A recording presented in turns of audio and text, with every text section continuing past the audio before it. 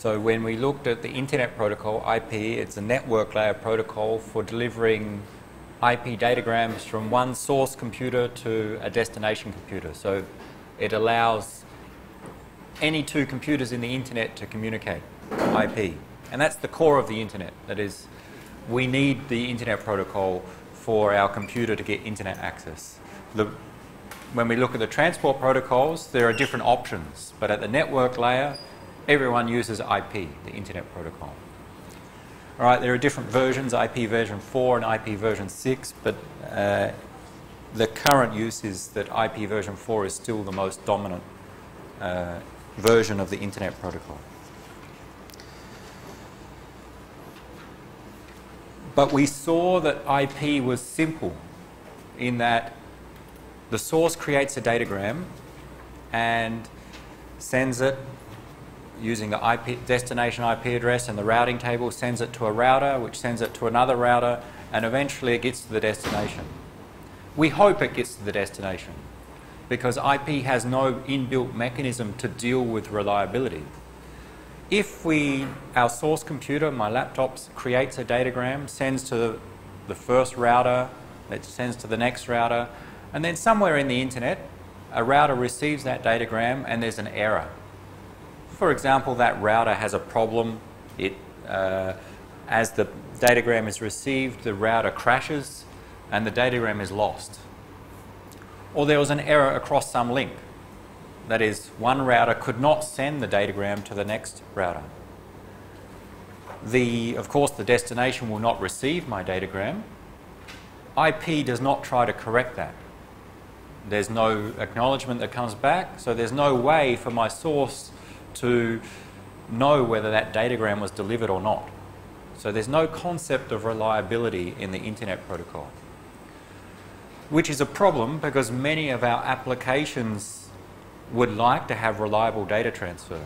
When you download or view a web page or you send someone an email, we said at the start of the course, when we send an email or view a web page, the data that's sent from the server to your computer, the data that's at the server and the data that's received at your computer must be identical. That is, the email from what is sent from what is received should be identical bytes or bits. If we lose some data, our application will not work correctly. IP does not provide reliability, but many applications need reliability. In the Internet, the responsibility for providing reliability is shifted from not the network layer, but to one of the transport protocols, which we'll cover in detail, TCP. Similar, IP does not provide any flow control. Remember sliding window, stop and wait flow control, where we don't want to send too fast to overflow the receiver. Maybe my receiver computer is very slow, my old laptop, and it's connected to a sending computer and a fast network. It's sending very fast. Well, with IP, the source will not slow down. Even if my computer starts dropping packets because it's too slow, the source will not slow down. So IP is not responsible for flow control. Again, another protocol takes that responsibility, and it falls to TCP, a transport protocol. So IP is simple, but it doesn't provide all the features that many of our applications want or need. And therefore, other protocols are used to support those features. So let's go and look generally first about transport protocols, and then go into the main one that we use, TCP. Because there are others.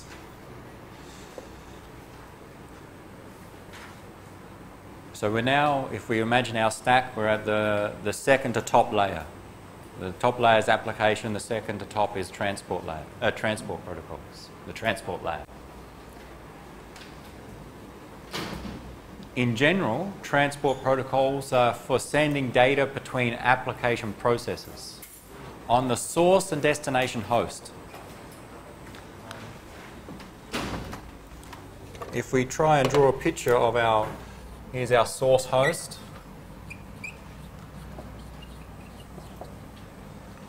and somewhere on the other side of the world, our destination host. And in between, there are different devices. In particular, there are routers.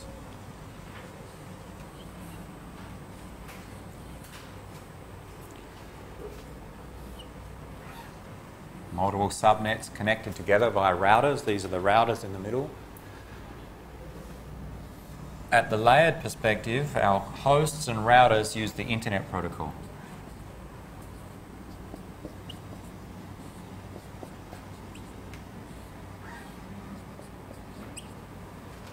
So both hosts and routers implement the Internet protocol.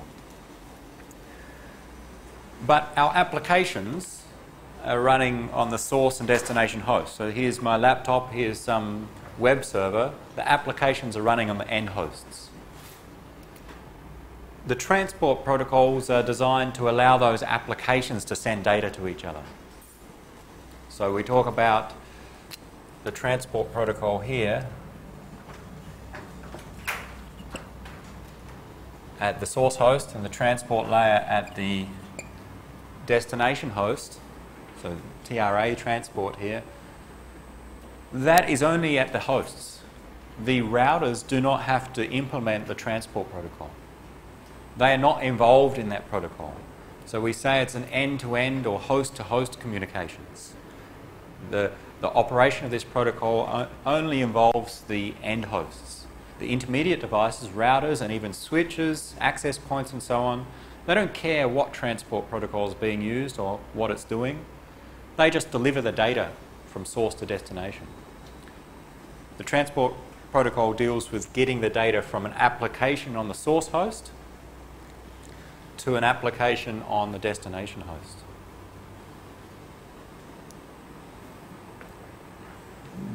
There are multiple transport protocols to choose from.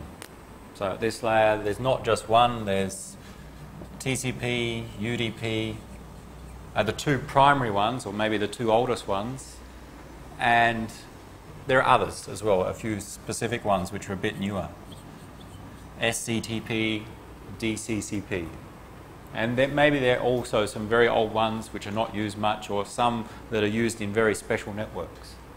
But the two primary transport protocols in use are TCP and UDP, Transmission Control Protocol and User Datagram Protocol. And of those two, the one that's most commonly used is TCP. And we'll see the difference between TCP and UDP shortly. Or we'll see the details. We'll go through the features that TCP provides. UDP, in fact, is very simple like IP. Remember the Internet protocol, no reliability, no flow control or error control, congestion control. UDP is the same, very simple. It doesn't provide reliability, it doesn't provide flow control. It's essentially the same as IP. It just adds some very basic features of the addressing schemes that are used by applications, which we'll see shortly, port numbers in particular. So the protocol itself is very simple for UDP. There's not much to it. It just takes a piece of data, puts it into a UDP datagram, sends it to IP. IP will deliver it, and then it's received, hopefully at the receiver. TCP is much more complex. There's some commonalities between the different transport protocols, in particular addressing. All of them use the concept of a port number. We have IP addresses to identify our interfaces. So each of our hosts have an IP address, and the interfaces of our routers have IP addresses. That's what we covered yesterday and last week, IP addresses. We think they identify devices or interfaces inside the internet. But we have an additional identifier or address, a port number, that we will use to identify an application process, a piece of software running on the source or destination host. Because we know that we can run multiple applications on our computer. I can run a web browser, email client, instant messaging client, Skype. I can run multiple networked applications on my computer at the same time. Somehow we need to identify them. We need to give them an address. And that's essentially what our port number does. It gives an address to an application, where an IP address gives an address to a computer, or more specifically an interface. So we'll introduce the concept of port numbers, which is common across the different transport protocols.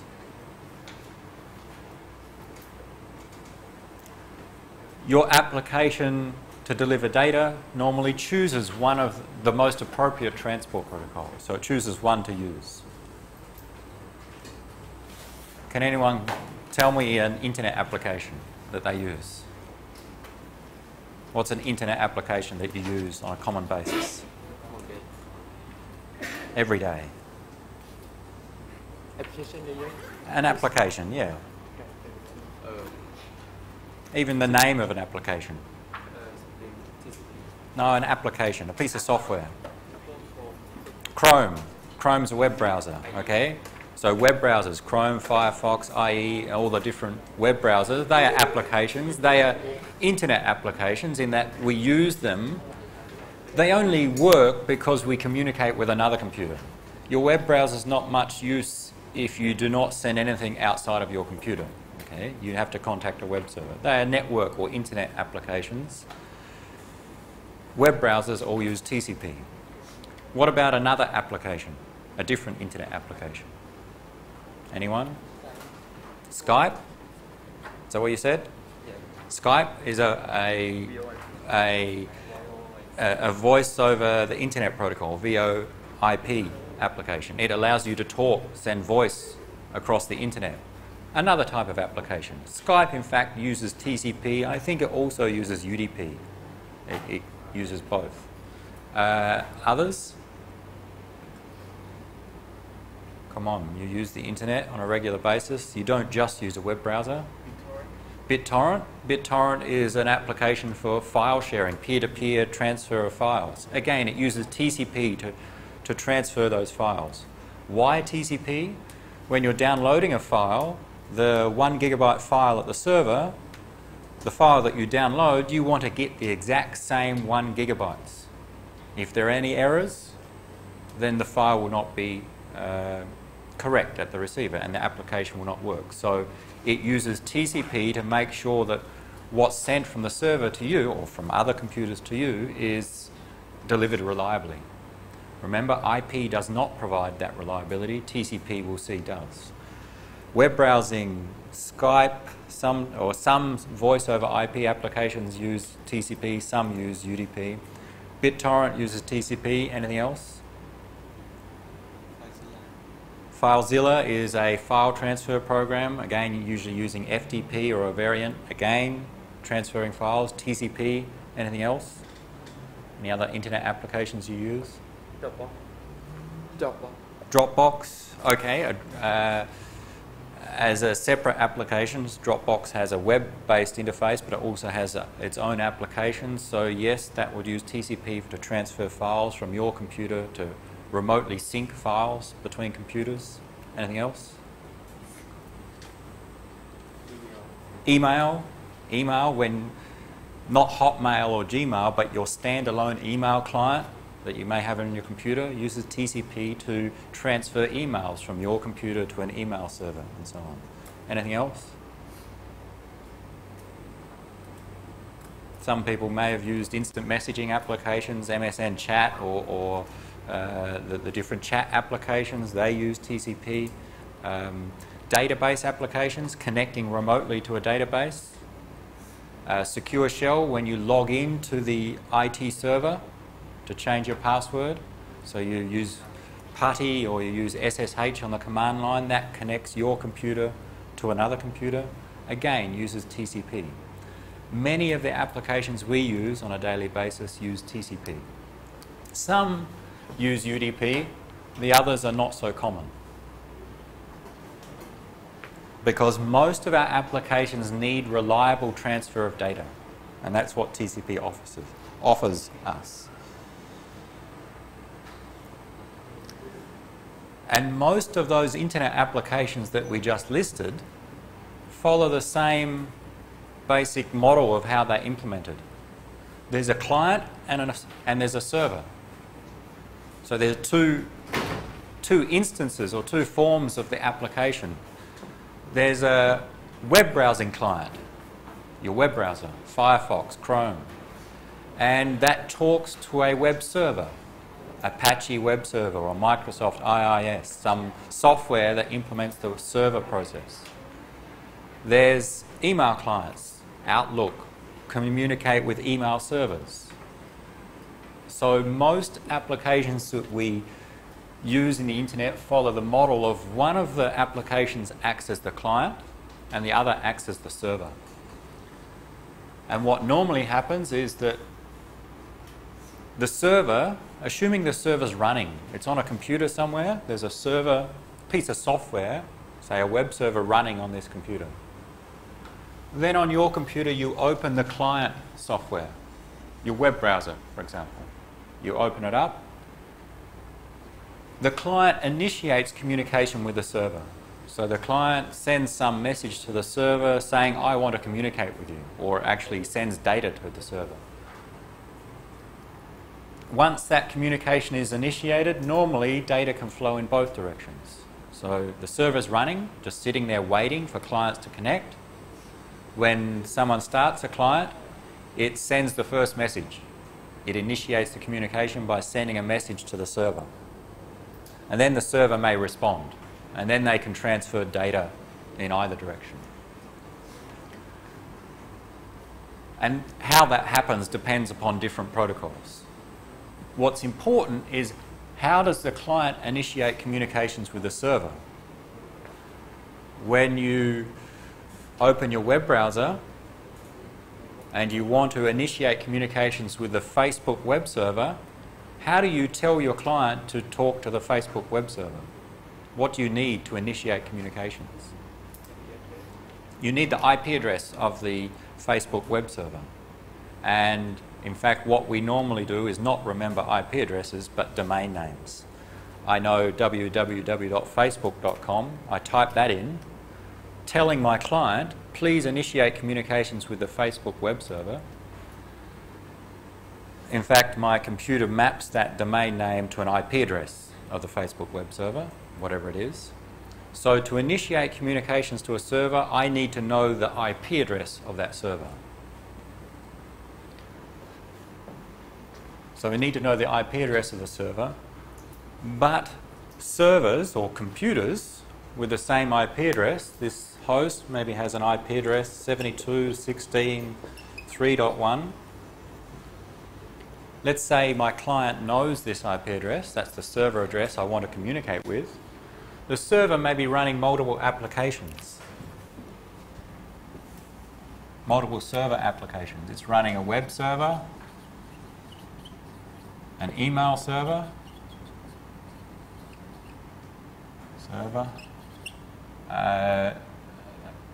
some voice over IP application, which is acting as a server, and other networked applications. So my client knows the destination IP address, but somehow my client needs to choose the destination server. When I send my data, I want to send it to this computer, but more specifically, I want to send it to the web server, not the email server. If I'm contacting or if I want to connect to www.facebook.com with my web browser, I want to send the data to the web server on this computer. And that's what we use port numbers for. Our applications, in this case these are server applications, have numbers, port numbers assigned to them. They are like addresses. And for example, my web server may have the number 80, my email server 25. Now my client, when I want to initiate communications, I need to know both the IP address of the server and the port number that I want to connect to. When you open your web browser, you type in www.facebook.com, that maps to some IP address. Do you type in the port number? No, you just type in the address, the domain name. You, as the user, do not normally type in, I want to connect to this server and port number 80. Because it's just to make it simple, because a web browser will assume by default, if you're using a web browser, the web server will be using port 80. By default, all web servers will use port 80. They don't have to. I can configure my server to use a different port number, but if someone wants to contact my server, they need to know its port number. If I use something different than 80, then somehow I need to tell the client I'm using a different port number.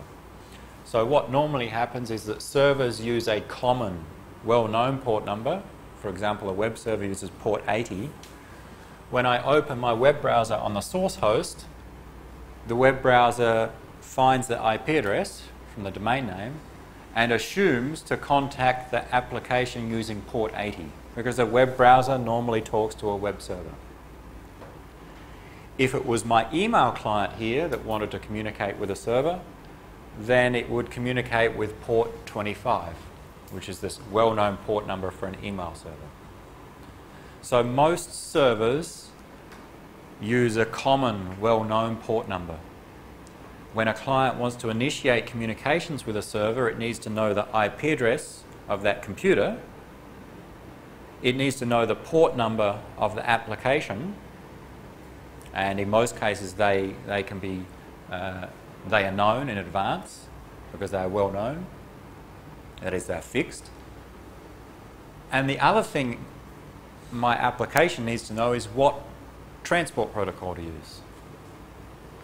So again, we've said there are different transport protocols, TCP, UDP and others.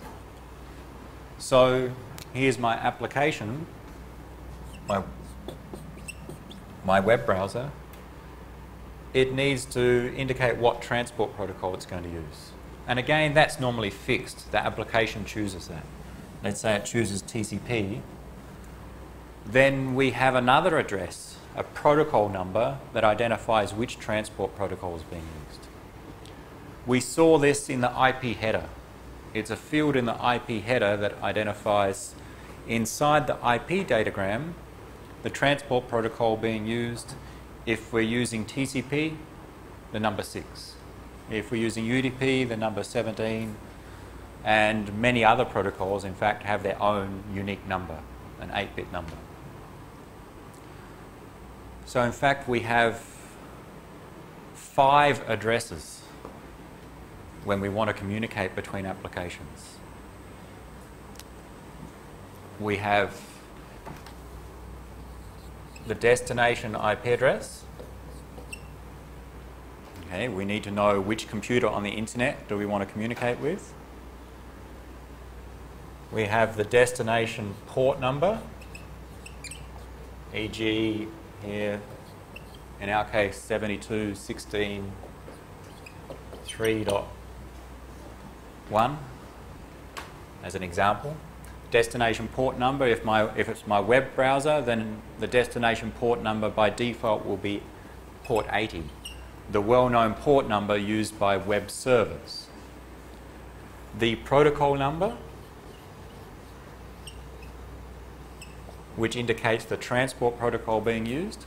For example, 6, which means TCP. Note that both the source and destination use the same protocol. So we have a single protocol number. This information is needed for the source to contact the server. Of course, when we send data to the server, normally the server wants to send back some response. Who does it send it to? Well, the source should also indicate to the server what its address is. So the other identifiers which are important, the source IP address, whatever our source host address is, for example, 1.2.3.4, and the source port number.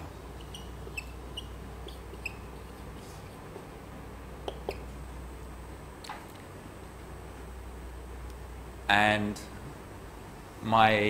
in the same way that my web server application has a port number, my web browser application here also has a port number.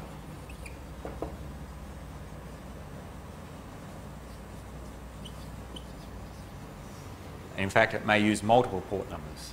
Normally, for the client applications, the port number is chosen by the operating system. It's not fixed. It's not known in advance. We can think it's random.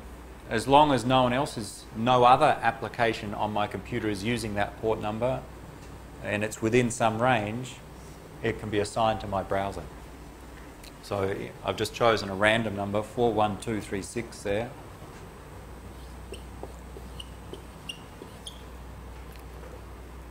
So these are the 5 key addresses, or the 5 addresses that identify communications between one application on a computer in the internet and another application on another computer in the internet. Source and destination IP address, source and destination port number, and the protocol, the transport protocol being used.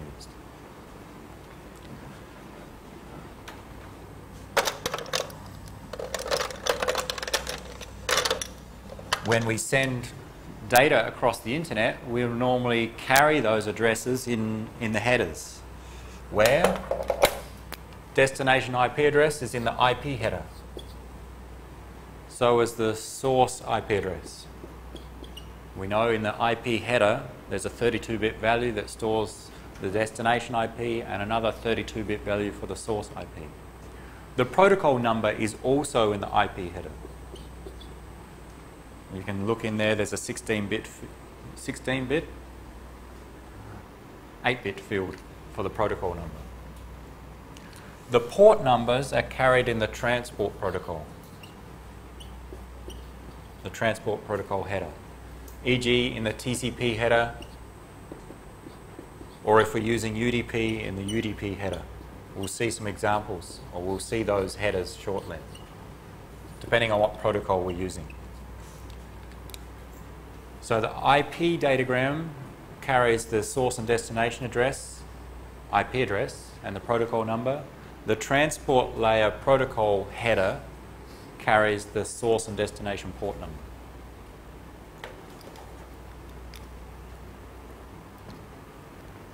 The protocol number is an 8-bit number. Port numbers are 16-bit numbers. There are some websites that list the common ones. IANA is the organisation that maintains this list of protocol numbers. So this website you can find, it's just a text document that lists protocol numbers. You don't have to remember them. It's nice to remember that TCP is 6, UDP is 17, ICMP is 1, because you'll see them a lot. ICMP, protocol number 1, TCP 6, UDP 17, and many others. Some are not in widespread use now, some are quite old, but others are used. So there are protocol numbers.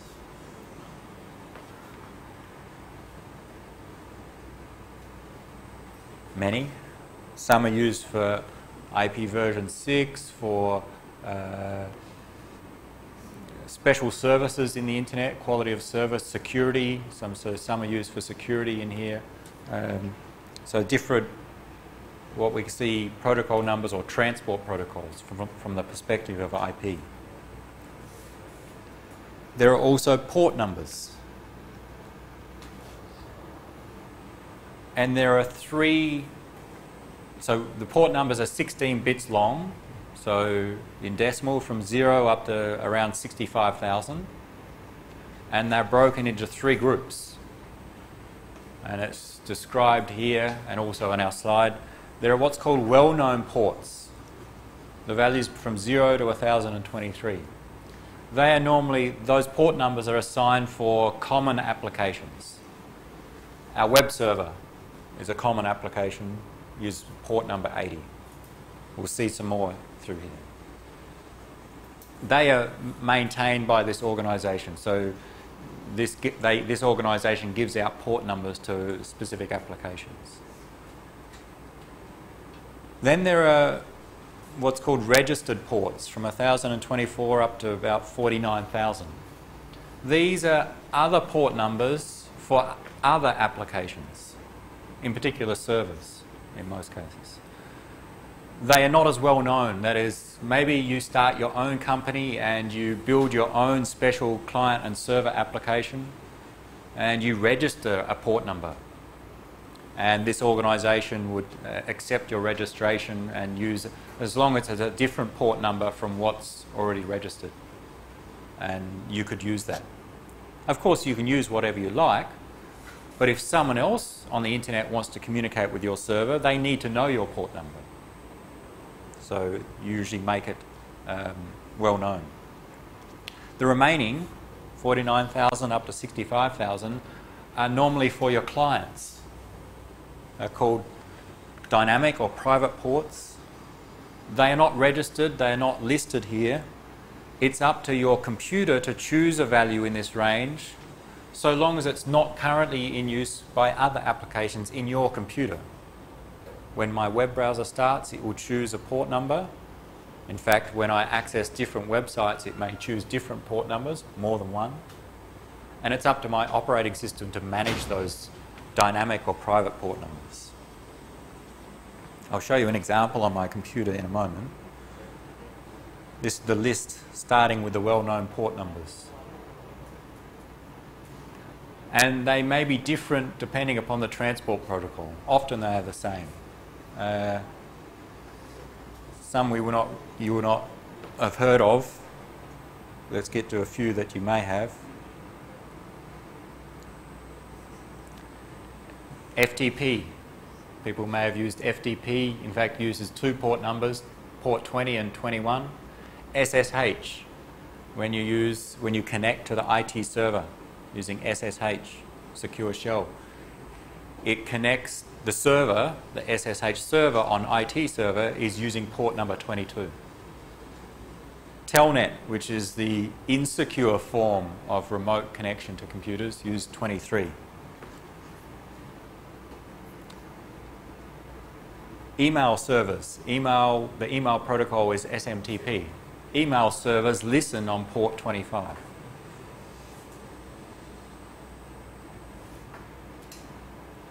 And other servers, some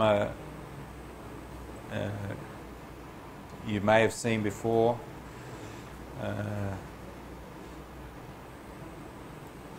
Web servers, www. Port 80 is the common port number for web servers. Any other port numbers you've seen for web servers? When you've accessed via a web browser, have you ever seen any other port numbers?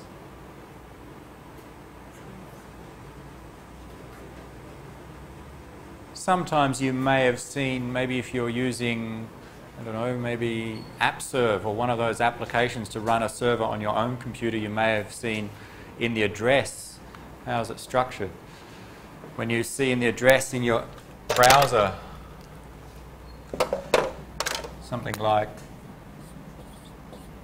I think AppServe or other applications you've used, you see the address, say localhost, to connect to a server on your computer, and a colon and then some port number. So the general format of your URL doesn't have to be localhost. Facebook.com. In your address bar of your browser, if you type in the domain name, your browser will assume port 80. But if you want to specify a port number, you can follow that with a colon and a port number that you choose. Of course, that will only work if the server is using port number 8123, which is unlikely. But if you know the port number used by the server in the address bar of your browser, you can specify which port number to connect to. If you don't give it, your web browser will assume port 80. Okay. So you may have seen different port numbers.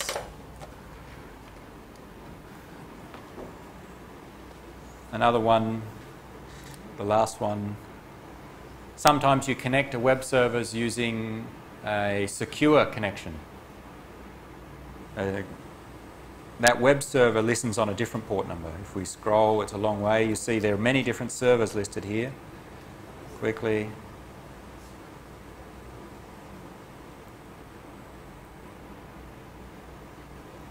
HTTPS uses port number 443, for example, okay, when you connect to a secure web server.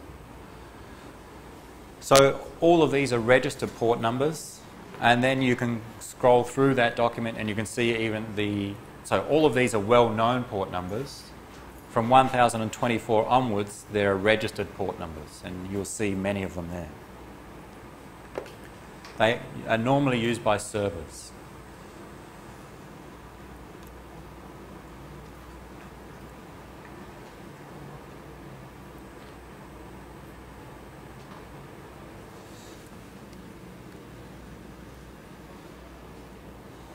And to summarize, so here's our source host, our destination host, and the internet made up of routers like we have on the board. And this is a simple example where both of the hosts, of course, use IP. They have implementations of different transport protocols, TCP and UDP and others. Where is IP implemented in your computer? If I ask you to find the software for IP, where would you have to look in your computer? Did you install IP when you set up your computer? Did you download and install IP? But your computer can access the internet, so where is it? Where is the software for IP? It's in the operating system. So your OS has an implementation of IP. And similar, the transport protocols are also part of the operating system. So if you find the source code for Windows, you'll see that there's some code that implements TCP, UDP, and IP, and other protocols. They're part of your OS. Whereas most cases, your applications are not part of the operating system. Your web browser is not part of the operating system. It's a standalone application. And HTTP is implemented as part of the web browser. So here is the operating system. In this case, my source host is running a web browser, an instant messaging client, which in this example uses the Microsoft notification protocol for MSN chat, some voice over IP application, which uses RTP. Even has some ping client. And my destination host has a web server, some instant messaging client, and some voice client. Unlikely situation, but let's say I want to connect from my web browser to the server, and at the same time I'm talking to someone on that server using the voice application, and at the same time I'm also chatting using text messages, some MSN chat application.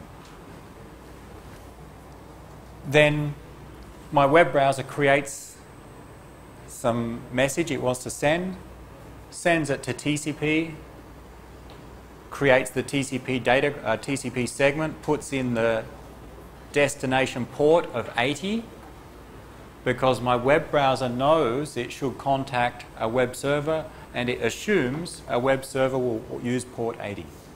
So the destination port will be 80. The source port will be chosen by the operating system. When my web browser started, the operating system would have assigned some port numbers, or a port number to it. That would be the source port. TCP creates a TCP segment, sends it to IP. IP sets the destination IP address, that of this computer, the source IP address, that of this computer, and the protocol number, in this case 6, because we're using TCP, sends an IP datagram across the internet. Eventually it's received by this computer, passes it to IP. IP looks in the header. Inside the header is the protocol number, 6. Therefore, IP at the destination knows to send what's inside this datagram to TCP.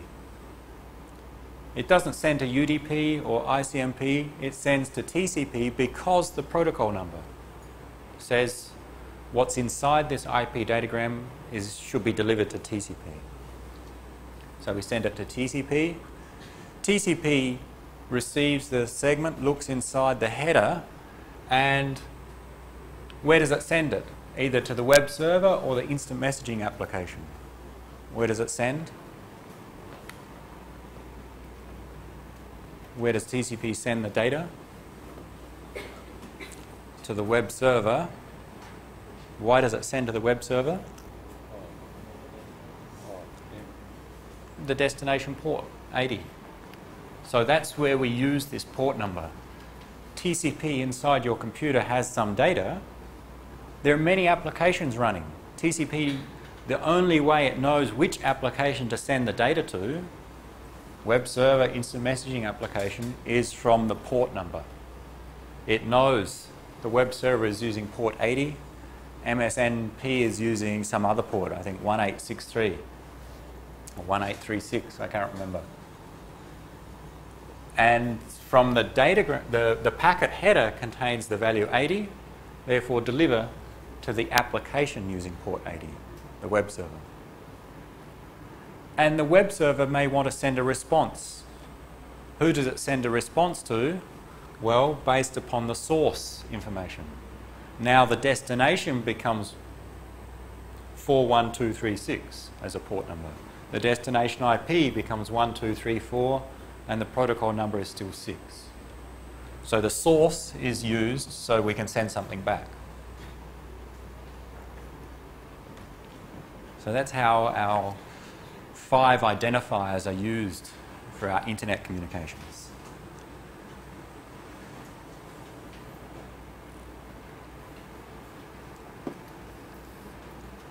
What's next?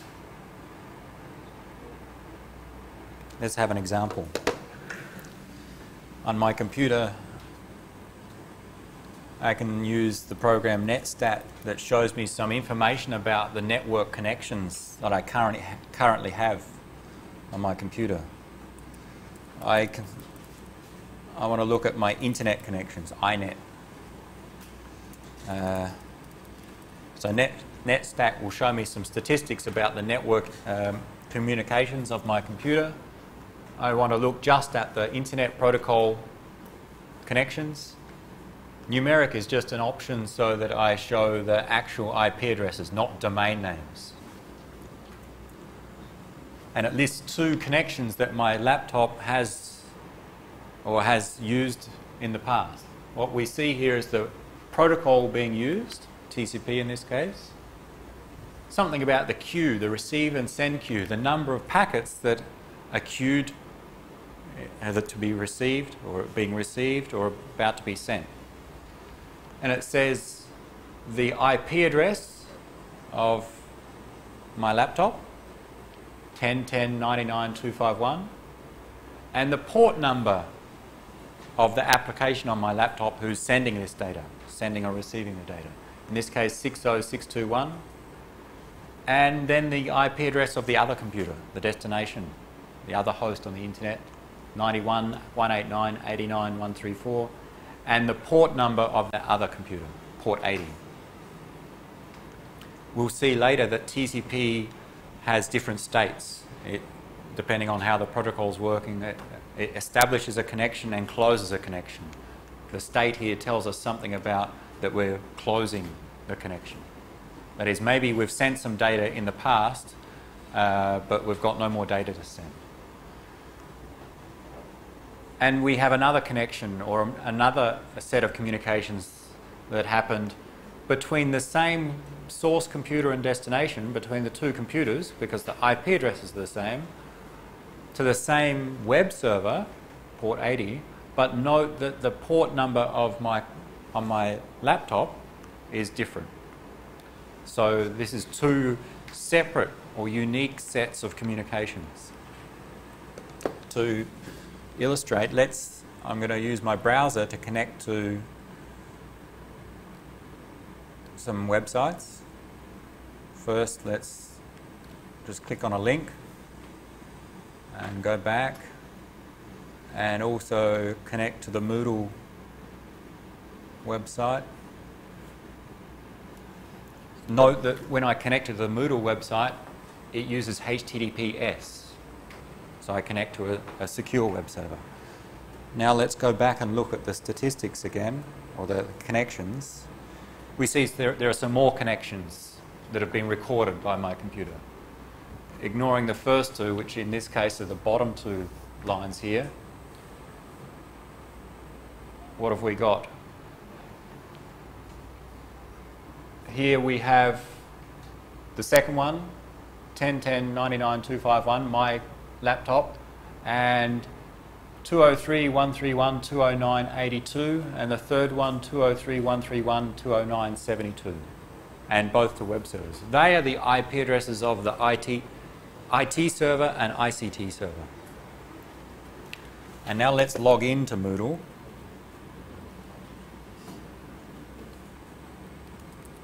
Don't look at my password.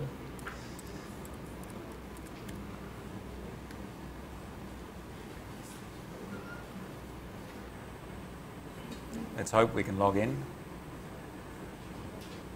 Okay, we logged in.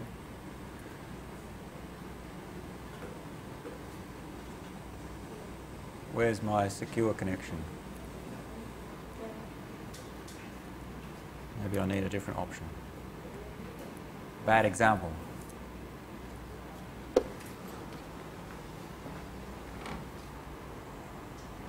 '72 is the IT server.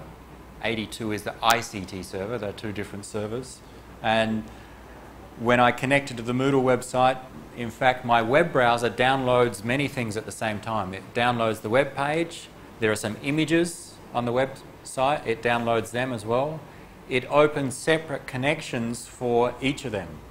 So you can see the foreign address, the server address, is the same IP, same port number. So it's all communications with the IT web server, but my browser has used different port numbers because it's transferring data in parallel. So it opens one connection using this source port number, maybe downloads the web page, and then at the same time it opens another TCP connection using a different port number and downloads an image, maybe one of the icons, and downloads other parts of the web page on separate connections. So these port numbers here, you can see they're all different, and they are all assigned by my operating system. I cannot predict what it will be in advance. It's up to my OS to choose that.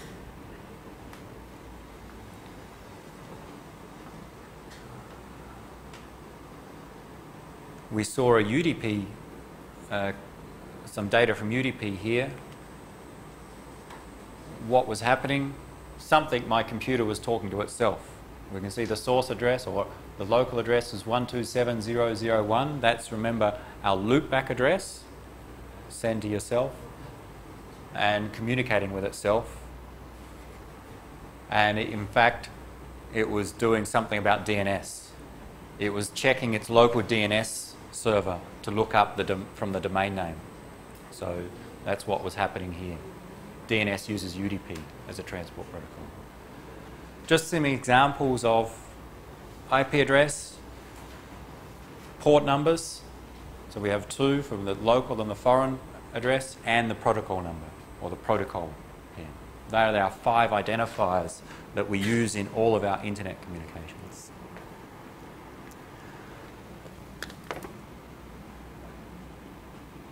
You'll see the use of NetStat in your lab next semester.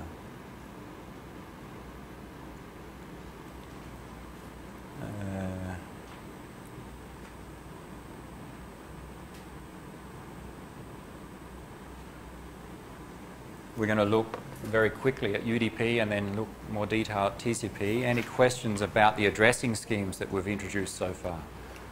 Port numbers and protocol numbers. Protocol numbers identify the transport protocol in use. Port numbers identify the application process in use. I say application process because, for example, your web browser, one application, it may have multiple processes communicating at the same time. That's what we saw there, that my web browser used multiple port numbers. So it was communicating in parallel with the same web server at the same time.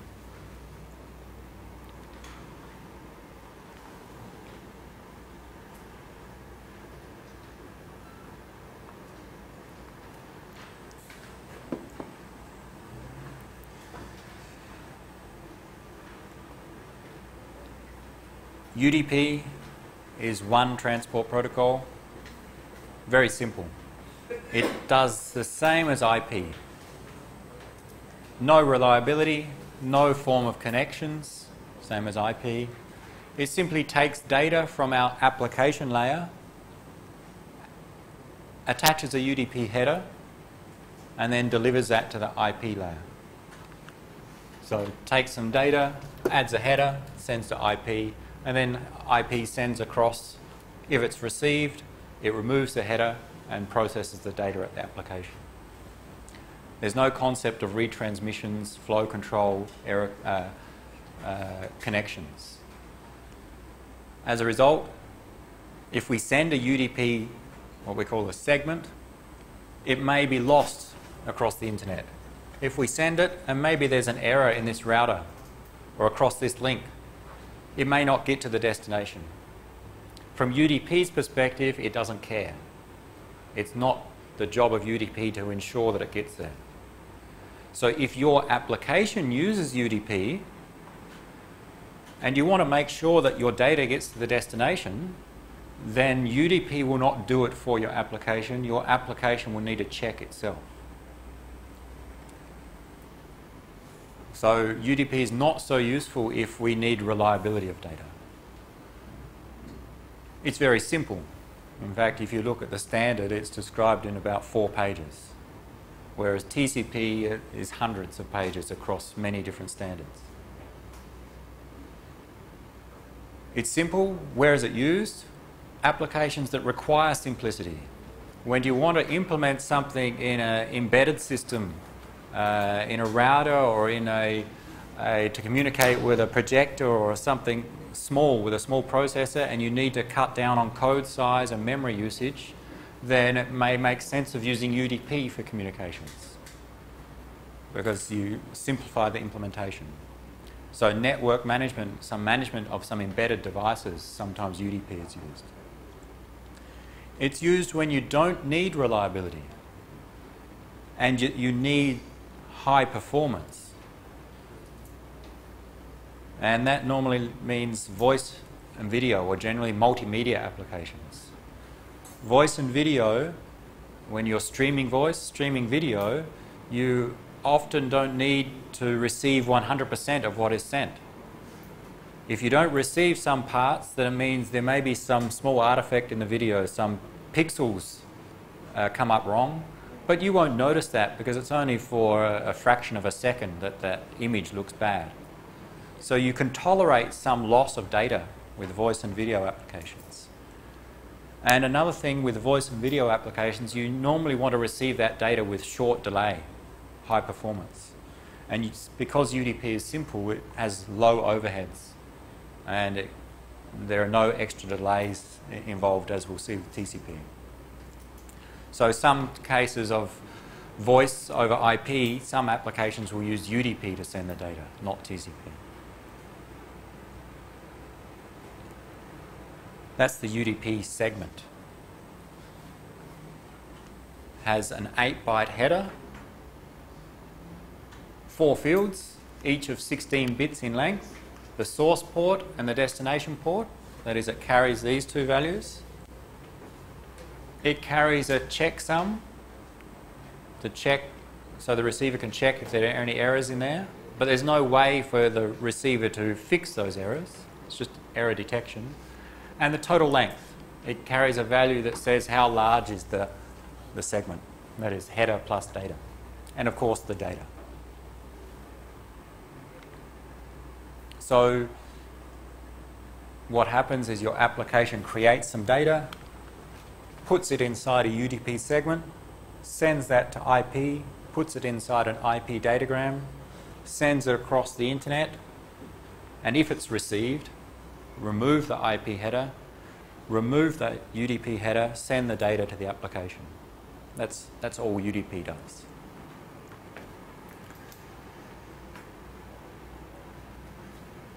Let's look at a more complex protocol, TCP.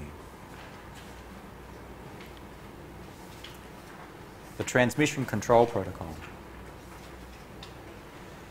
Most commonly used transport protocol, web browsing, email, all the applications we listed before, and others.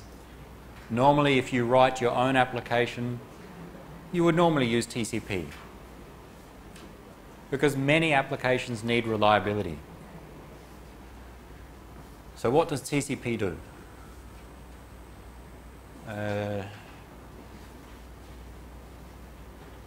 It's what we call stream-oriented. Our application creates data, sends it to TCP, and the data that TCP receives from the application, TCP treats it just as a continuous stream of bytes. For example, what's an example? My application creates a message with 1,000 bytes in it, sends it to TCP.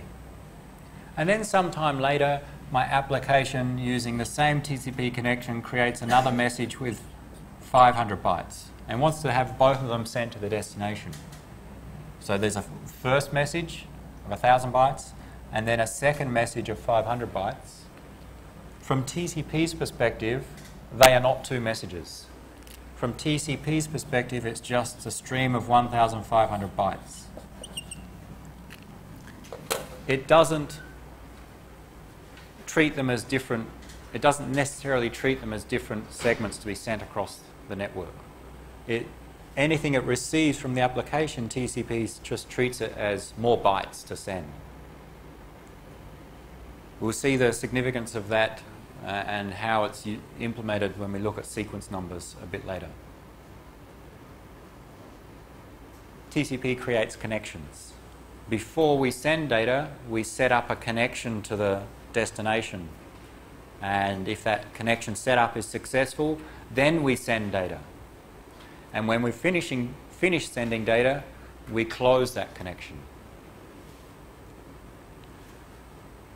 Once a connection is set up, it's full duplex.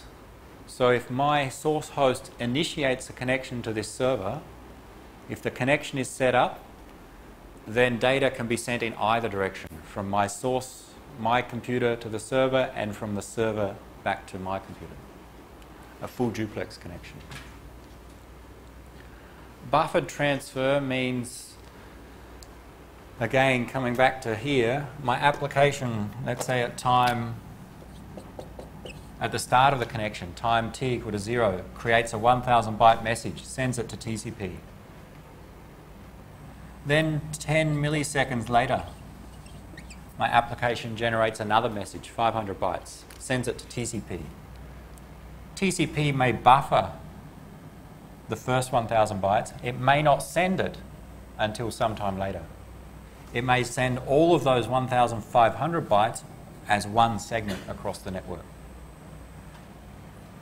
And similar at the receiver, as we receive data, we may not immediately deliver it to the destination application. We may store it in a buffer, in a queue, and send it later. That has some impact on how you implement your applications.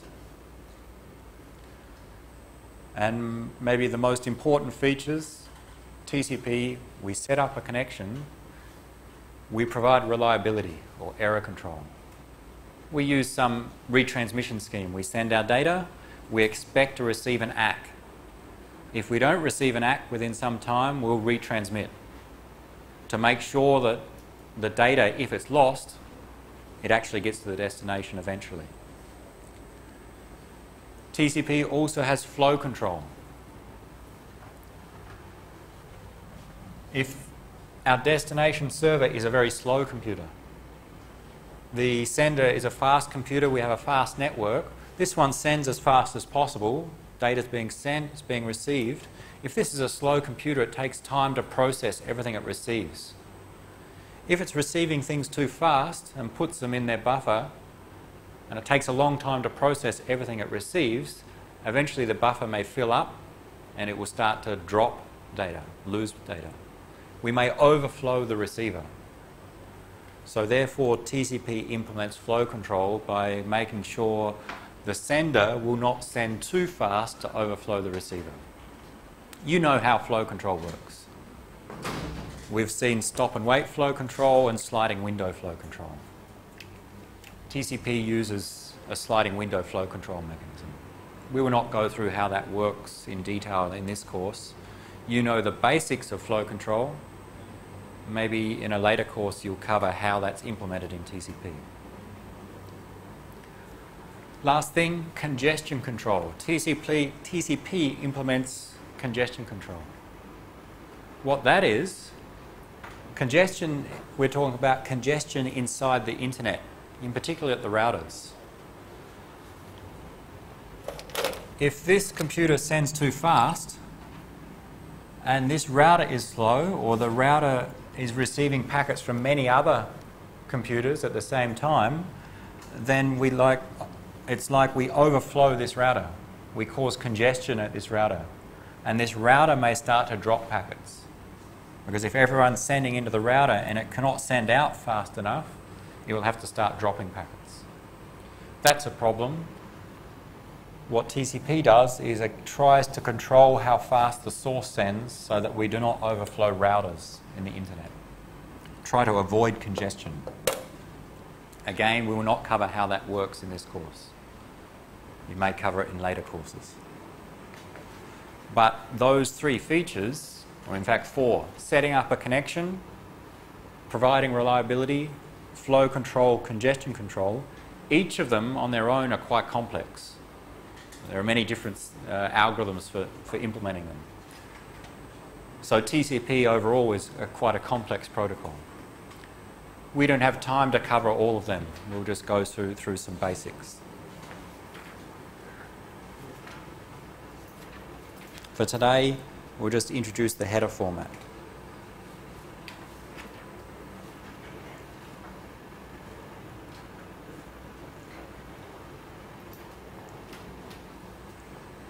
A TCP header has normally 20 bytes of information. It has some options that we can add. Sometimes they're used, sometimes they're not, for special purposes. Similar we saw with the IP datagram, we have a header plus some optional header fields. We don't need them. In the header, we have a source and destination port number, which application is sending it, which one is it destined to. Because we have reliability, flow control, congestion control, we need sequence numbers. If I send 10 different TCP segments, then we'd give them sequence numbers to indicate the ordering of them, the first, the second, and the third, and so on. So we have a 32-bit sequence number in each segment, and because we receive acknowledgements, the receiver sends back an acknowledgement and indicates some acknowledgement number saying what has been successfully received. So there's also an ACK number in the header. Header length, because we can have an optional, or we can have options, we specify how many options by indicating the header length. Normally it's 20 bytes, but if we add options, it will be longer. We don't use the things that are reserved for future purpose. Checksum to check the receiver when they receive, to do error detection, detect if there's any errors in the segment received. Urgent pointer, we will not cover. It's a way to indicate that some data is more important than other. Advertise window is used for flow control. Remember flow control, we use a sliding window. We're allowed to send some packets such that we don't overflow the receiver. How many we're allowed to send is included in the advertise window. But that's used for flow control. We will not cover the details of flow control in this course. Flags, we'll see shortly, are some 1-bit values that indicate what is the meaning of this segment. Is it an ACK? Is it used to set up the connection? Is it used to close the connection? So different segments can have different purpose or different meaning, and the flags are used to indicate that. And then we have data. They are listed here. Let's look at the flags.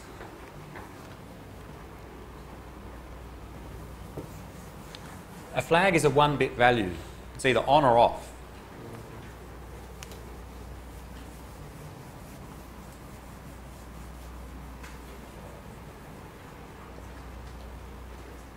This is the list of the flags, so the 1-bit values. So there's this CWR flag. If the value of that bit is 1, then we say that flag or that optional feature is on. If it's 0, it's off. Something about congestion control, the first two. Something about giving priority to some of the data. We will not cover how they work. We will see these flags. And you saw them in your assignment, or many people saw them in the assignment. If I send a TCP segment from A to B, has some data, that segment can have different purposes. Sometimes it may contain an acknowledgement.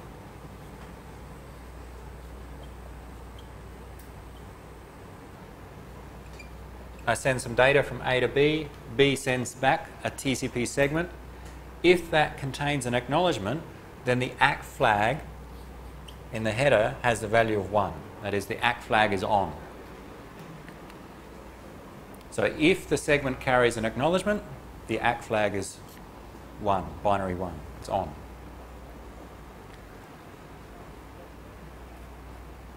When we set up the connection, what we do is we synchronize sequence numbers. We use the SYN flag. SYN for synchronize.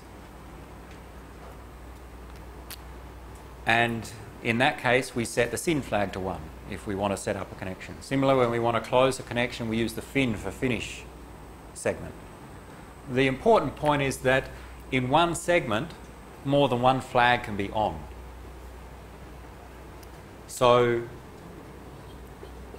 we can have a segment with both the ACK flag to be 1 and the SYN flag to be 1, and all other flags are 0. To make things a bit simpler when we describe what happens, we would refer to such a segment as, if the two flags of SYN and ACK are on, as a SYN and an ACK segment, or simply a SYN ACK. That is, that's a TCP segment where the SYN flag is on and the ACK flag is on. All other flags are off. So when I talk about this is an ACK segment, it means the acknowledgement flag is on. This is a SYN ACK segment, it means both the SYN flag and the ACK flag are on. And we'll see some other combinations there. Okay, so we can have more than one flag on at a time. That's the important part. So let's look at an example or where that's used.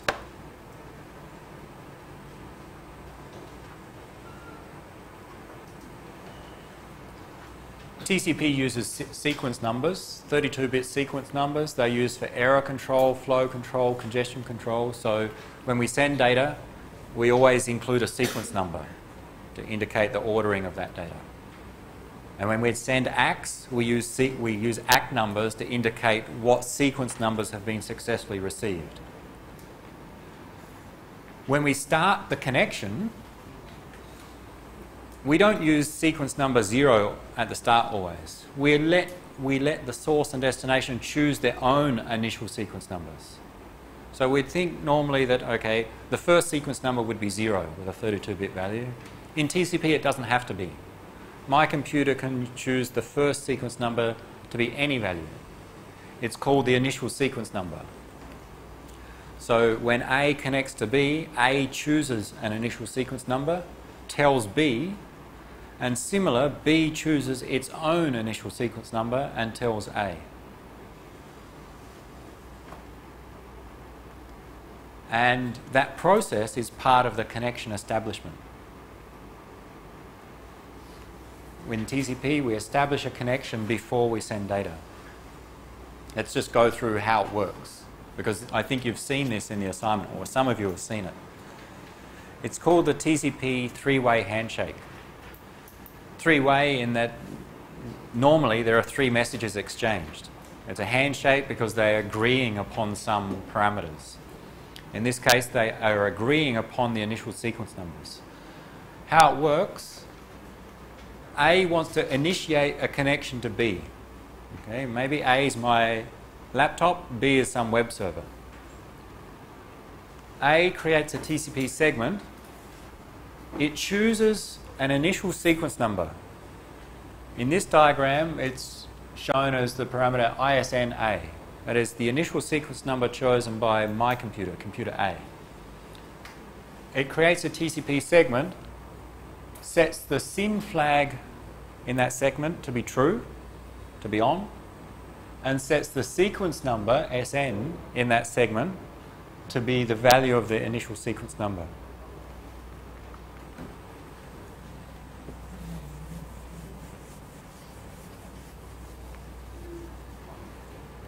Let's draw that.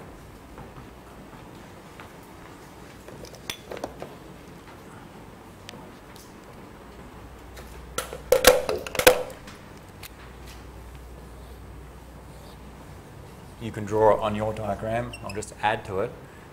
A selects an initial sequence number, ISNA. Let's give it a number. Let's say ISNA 316. Just randomly chose a number, a 32-bit number in fact. It's not randomly chosen, but in this case, let's say it's 316. So A creates a TCP segment, sends it to B. Inside the header of that TCP segment, in fact, there'll be no data, because this is the connection establishment. We do not send data until we've established the connection.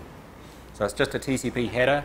Inside there, the SYN flag equals 1 and the sequence number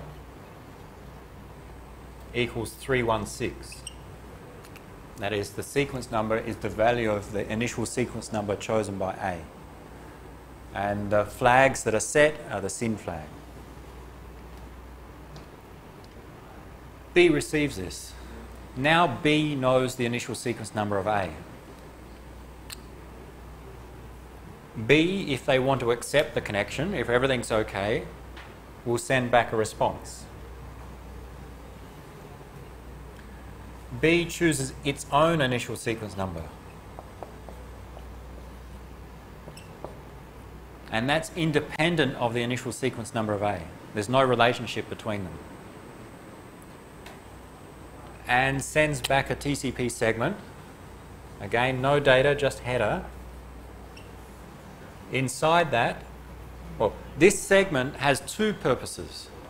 The first purpose is to tell A of B's chosen initial sequence number. The second purpose is to acknowledge the initial sequence number that A chose. And we can do it in just one segment. What we do is we set the SYN flag to be 1, indicating this contains B's initial sequence number. Set the sequence number in the header to be 1134. So the segment will be telling A about B's chosen ISN. But also, we want to tell A that we accept your chosen ISN. A chose 316. B wants to send back an ACK saying, yes, okay, 316 is fine with me. They accept this connection. They accept this sequence number. So what we do is we also set the ACK flag to be 1 to indicate this is an acknowledgement of a previously received segment. And we set the ACK number to what? What value? 317. B received a segment with sequence number 316, the ISN chosen by A. To acknowledge that, we send back a segment with the ACK flag set to true or set to 1, and the ACK number saying, thank you, I've received 316, the next number expected is 317. Remember, that's how we usually use ACKs. We don't say what we've just received, we say what's the next value expected. We've received 316, we now expect 317. And to finish, the last message. When A receives that, A knows that B has accepted its initial sequence number. A knows B's initial sequence number, it's 1134. The final message is A acknowledges B's initial sequence number. Sends a TCP segment and sets the ACK flag to 1. We want to acknowledge the one that just received. Set the ACK number to 1135. We just received 1134. Send back an ACK saying, thank you, I now expect 1135. And now B knows A has accepted its initial sequence number. And now they can start sending data. Now A can send data to B, and or B can send data to A. This is the typical connection setup in TCP. And we see this is a SYN segment, because a SYN flag is set. This is a SYN and an ACK segment, or a SYN-ACK segment. And the last one is an ACK segment, because just the ACK flag is set. SYN, SYN-ACK, ACK.